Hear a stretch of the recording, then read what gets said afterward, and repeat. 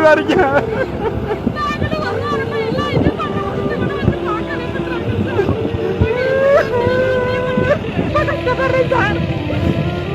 ஒரு வாரமா சாப்பாடு கூட இல்லாம கிடக்க சார். வாய போன வேதனை இல்ல, சுத்தமா தூக்கமே இல்லாம கிடக்க சார். நம்ம மருந்தை கொடுத்துட்டு சாக வேண்டுமா சார்?